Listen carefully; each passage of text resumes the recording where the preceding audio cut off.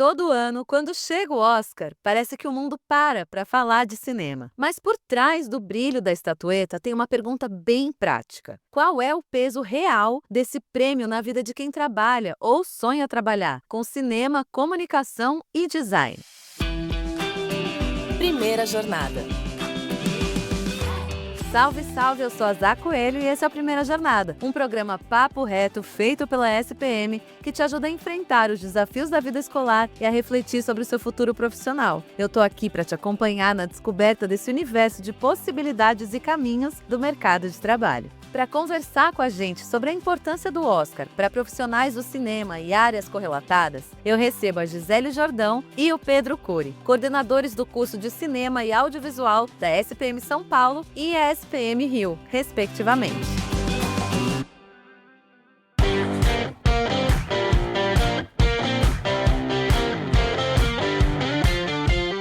Sejam muito bem-vindos ao Primeira Jornada, Gisele e Pedro. Obrigado. Agradecida por receber a gente.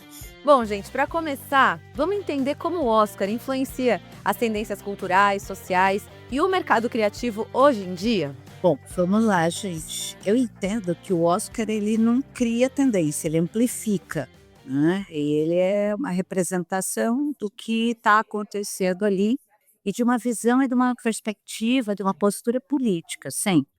Os prêmios, eles nascem, sempre foi assim, para promover algum tipo de arte, situação, causa, perspectiva política e afins. E o Oscar não é diferente. Aliás, o Oscar, ele é uma representação bastante clara disso. Tanto que se a gente pegar na história do Oscar, a gente vai ver uma série de pontos ali que surgem. Por motivação e por questão social, por impressão social. Nos últimos anos a gente viu isso acontecer, com o Oscar e So White, ou coisas dessa ordem, para ela se alterar algumas perspectivas, que bem ele vai amplificar ali essa visão. E segundo, a gente vê também ali uma preferência contextual, vai se alterando essa preferência por histórias. Quando o Oscar seleciona algum tipo de história, ele está dizendo para a gente que merece, que não merece ser contado ou ouvido no mundo, né? Então, dentro dessa lógica, ele é quase um portfólio anual do que a indústria valoriza em termos, na minha visão, óbvio, né, de tema, representatividade, formato, não é uma referência, pois é uma parte do mapa, ele não é o mundo inteiro. Aí quando a gente olha, a gente vê que o Oscar ele é muito visível para os leigos na área, mas a gente, por exemplo, do cinema e do audiovisual, acho que aí o Pedro até tende a concordar comigo, porque a gente já falou sobre isso fora, obviamente, do ar, a gente vê outros lados do cinema que são representados em muitos outros ambientes, né? Eu concordo com a Gi, é um prêmio que tem um olhar muito específico, né? Por ser um prêmio da Academia de Artes e Ciências Cinematográficas dos Estados Unidos, uma das coisas bem discutidas, né, agora na carreira do agente secreto, e que às vezes é ponto de alfinetada ali do Kleber ou do Wagner, é a questão do filme estrangeiro, né? São filmes em língua não inglesa. Então é a gente se submetendo, de certa forma, a um prêmio da academia deles, que é, obviamente, um mercado, pensando no mercado cinematográfico, mais forte, né, que dita muitas vezes, que foi o que a Gi falou, se a gente for levar em consideração essa configuração de cinema que a gente conhece, né, e de um mercado que a gente conhece. Então vai sim amplificar as tendências do que esse mercado está buscando. E aí, se a gente for pensar no peso da estatueta, né, para a indústria do cinema no Brasil, para os profissionais formados em áreas de cinema, comunicação e design, qual que é esse peso? E de que formas as conquistas recentes de filmes brasileiros podem inspirar os estudantes? Que a gente tem muita coisa acontecendo aí no nosso cinema, na nossa arte, muito inspiradora, né? É óbvio que quando eu tenho um filme brasileiro que ganha um prêmio desse, ele vai ser validado internamente, né, no Brasil, no caso, vai ser validado internacionalmente, mas internamente ele vai ser validado também,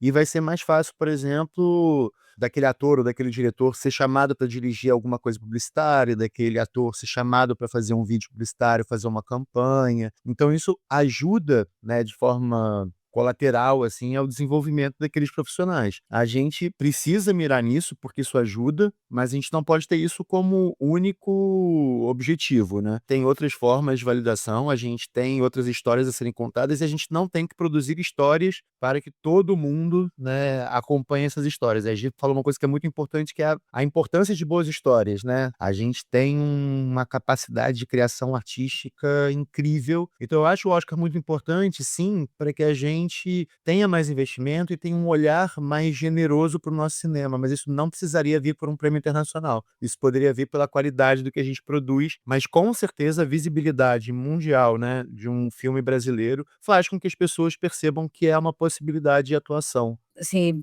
esse aumento do prestígio internacional que a gente ganha com o Oscar, isso é inquestionável, né. Eu entendo que facilita muito coprodução e financiamento.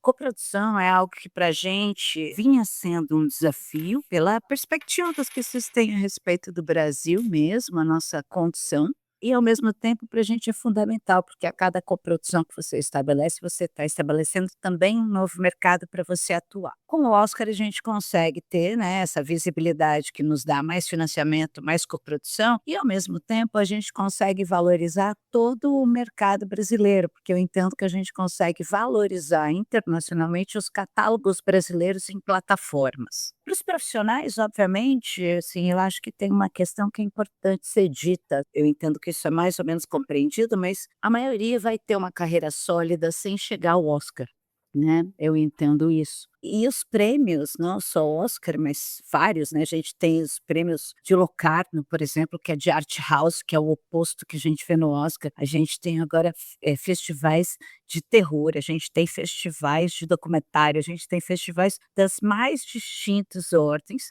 Tem os nossos festivais que também são importantes, né? Eu entendo que qualquer premiação dentro de um ambiente especializado, ela abre porta para as equipes inteiras, né. O que para mim é importante disso tudo, né, que talvez o Oscar seja o único que possa nos dar isso, né, exatamente porque a gente está em diálogo com um país que faz isso direito, né. Quem sabe a gente consegue olhar como país para a força criativa que o nosso país tem e ao invés de fazer investimentos pontuais, a gente faça um plano que englobe isso estrategicamente. Então, por exemplo, hoje eu não vejo que nós como país, como marca país, a gente tenha isso planejado para desenvolver o nosso soft power, o que é uma maluquice pensar dentro da qualidade de produção artística e da quantidade de produção artística, da biodiversidade artística que a gente tem nesse país, a gente não entender isso como uma estratégia, que é uma estratégia econômica, inclusive, né? Quando Wall Street financia Hollywood, não financia Hollywood porque eles gostam necessariamente de cinema, mas porque Hollywood abre mercados de capital para Wall Street no mundo inteiro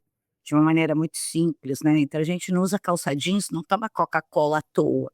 O cinema está aí contando essa história pra gente. Então quando a gente olha isso para os estudantes, eu acho que a inspiração é que as realidades locais, ou seja, nossas histórias, nossa cultura, elas podem ganhar uma conversa global. Eu não preciso reproduzir histórias, estrangeirizar nossas histórias para poder ter essa competência de diálogo.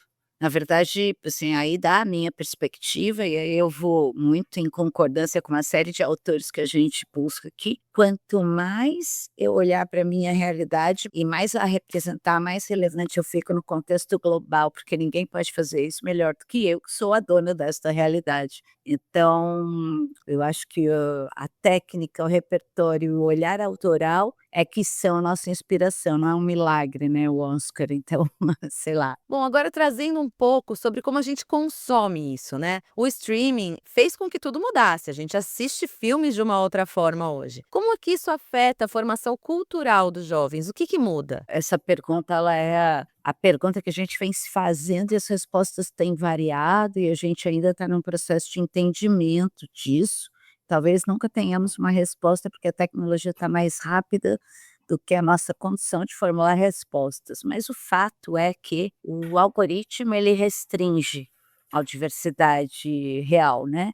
Então, eu acho interessante quando a gente pensa dentro da lógica da internet, Que as pessoas falam: "Ah, a internet é global e tal". Sim, a internet é global, mas os conteúdos são locais, né, não adianta. Você tem barreiras culturais altíssimas para ultrapassar qualquer tipo de fronteira, e eu não estou falando nem de fronteira país, eu estou falando de fronteira de território criativo. Território criativo, ele é um adensamento em que as pessoas trocam por meio de uma cultura muito específica. E às vezes esse território, dependendo da perspectiva, é uma sala de aula que tem as piadas internas, às vezes é a cultura de uma empresa e às vezes é realmente a cultura partilhada de um determinado espaço. E que às vezes acontece até por meio do território, né, do bioma do território, né. Então, sei lá, pegar música, que eu sou uma profissional da música também, a gente falar de viola de coxo, tem um tanto de cultura que foi feita a partir dessa viola que não é possível fazer sem a cabaça local. Então, né, a gente está falando aí de um diálogo com o meio ambiente, uma coisa ancestral mesmo, né, e eu acho isso uma visão muito bonita que a gente tem aqui no Brasil. O algoritmo, ele não permite que a gente veja isso, tanto que a gente não tem acesso às pesquisas, a gente não tem acesso a esses números, porque as plataformas são uma caixa preta, né, então elas publicam pesquisas dizendo o que elas querem, né, elas não publicam pesquisas respondendo o que a gente gostaria de saber. Então a primeira questão sobre a diversidade há questões muito sérias sobre isso, eu continuo entendendo que a gente continua submetido ao poder de soft power estadunidense, colonizados culturalmente, porque os streamings também nascem lá e também seguem esse algoritmo e que é importante para que eles continuem a tomada de poder cultural que eles têm no mundo. E o segundo ponto é óbvio que está mudando a forma de cultura, né, eu só não sei onde é que a gente vai chegar e qual que vai ser esse momento do rito, né, porque o rito de ver um filme na sala escura, na imersão, é muito distinto de você ver, às vezes, numa tela pequena. Nossos estudantes assistem, às vezes, as coisas acelerado, né, em uma velocidade 1,5, 2.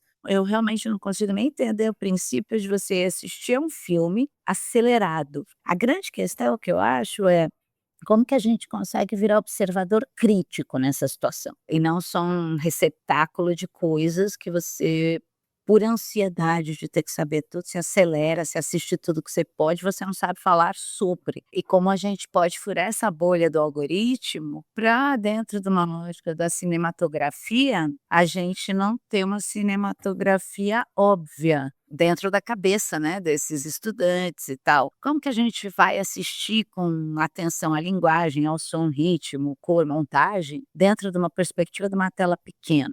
Então eu só aumentei o número de perguntas, não respondi nada, porque eu não consigo. Não encarar consumo cultural como encara meta de proteína, né, da mesma forma que a gente não deveria encarar a alimentação como algo a se bater meta. Comida, ela precisa ser gostosa, ela precisa ter qualidade, assim como o que a gente coloca para dentro de outras formas, né. O audiovisual é uma linguagem riquíssima, a gente tem aí um longo tempo de criação dessa linguagem, e jogar isso fora, né, ou mal utilizada porque a gente está preocupado em consumir mais e saber do que está acontecendo. A Gi falou uma coisa importante que é assim, a gente vê um monte de coisa e a gente nem precisa da opinião, porque já tem um monte de vídeo e opinião na internet. Então a gente vê o filme pensando no que a gente vai postar no Letterboxd, a gente pensa no que a gente vai comentar. E que lugar nós queremos ter no audiovisual global, né?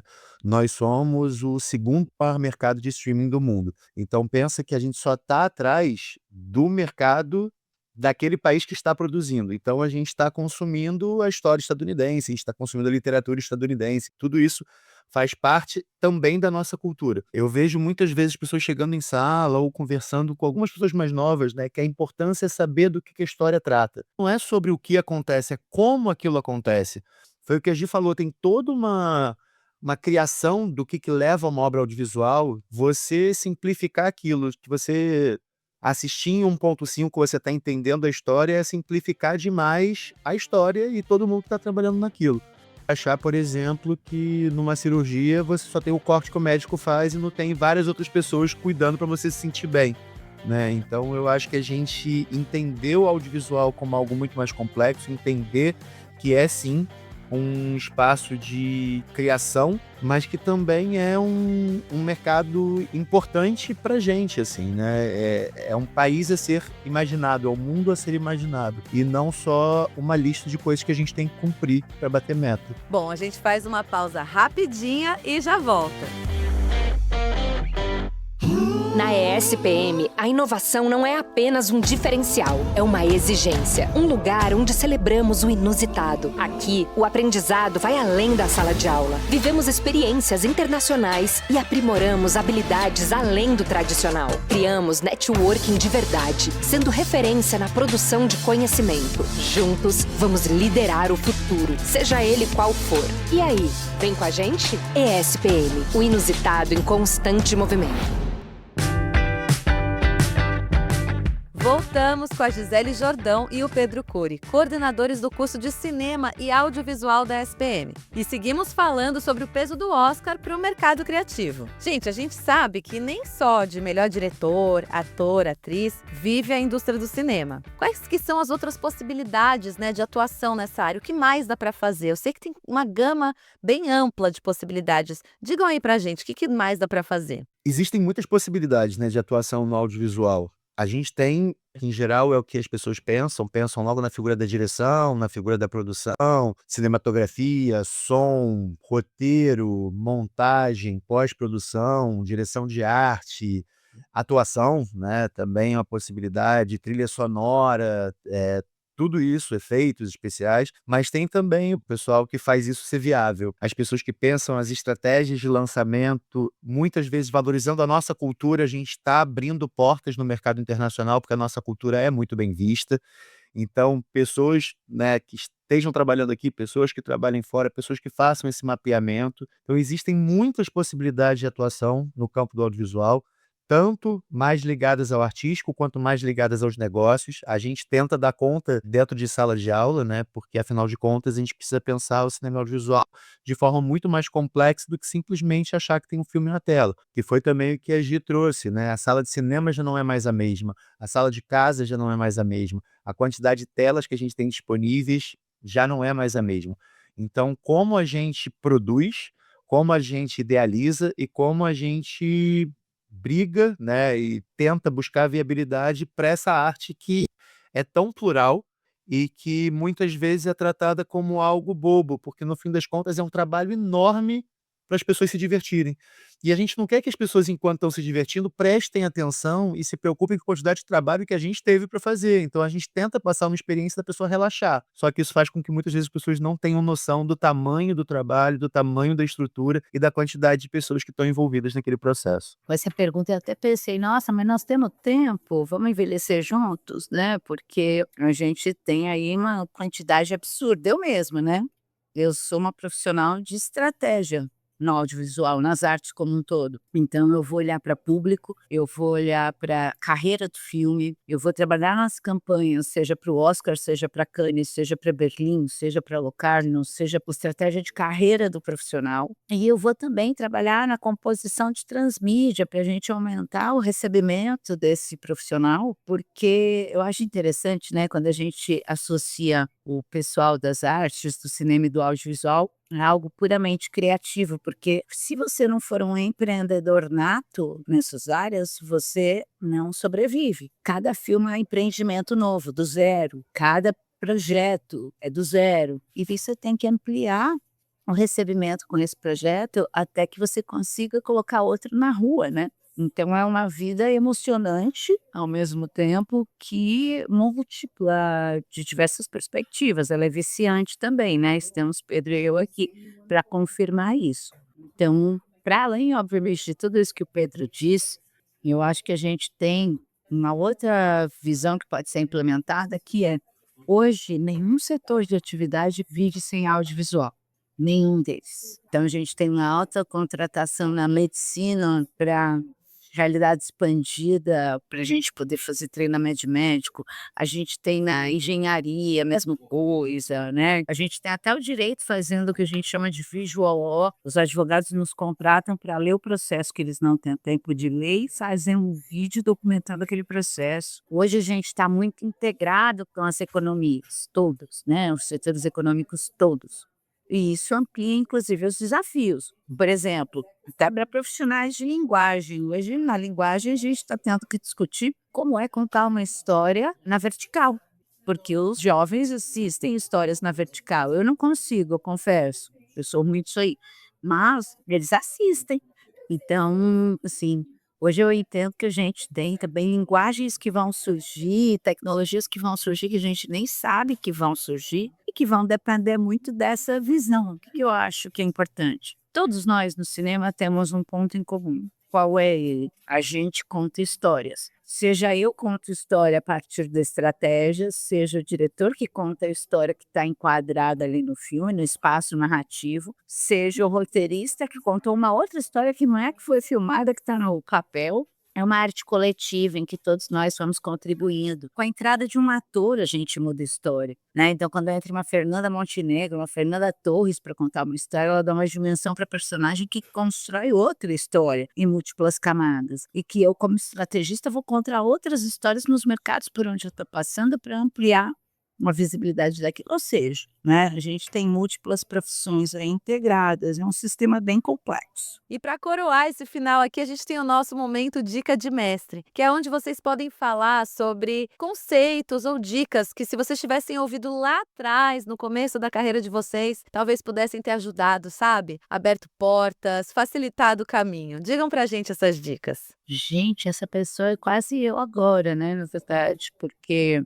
a gente só muda de sonho, eu acho que sonho é importante, né? Então, pegando até o Siddhartha, que anda falando bastante de que sem sonhos a gente não consegue sobreviver à tecnologia, eu sigo acreditando nisso. Se eu não seguisse acreditando nisso, provavelmente eu não tinha me envolvido em profissões que contam histórias de outras. Eu acho que o conselho, se é que conselho se dá, é o seguinte: escutem as pessoas todas, quaisquer, escutem seus professores, escutem seus pais, porque não é que as pessoas mais velhas sabem tudo, ninguém sabe tudo, mas já tem mais vida, né? E eu gostaria de ter escutado mais algumas pessoas que hoje eu não tenho mais a possibilidade de escutar, que não estão mais aqui por nós. Acho que é só essa a minha perspectiva.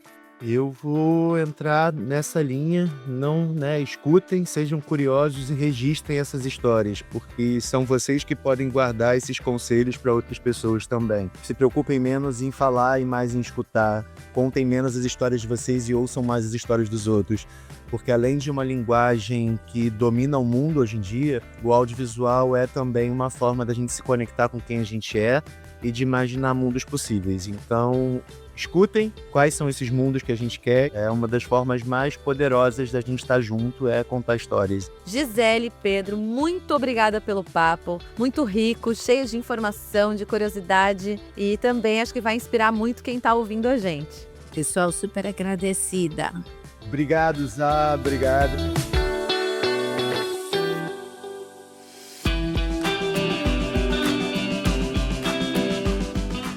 Se você sonha em trabalhar com cinema, comunicação e design, acesse espm.br e conheça nossos cursos. E não se esqueça de seguir o Primeira Jornada na sua plataforma de podcast preferida e avaliar o programa. Este podcast foi editado pela Maremoto.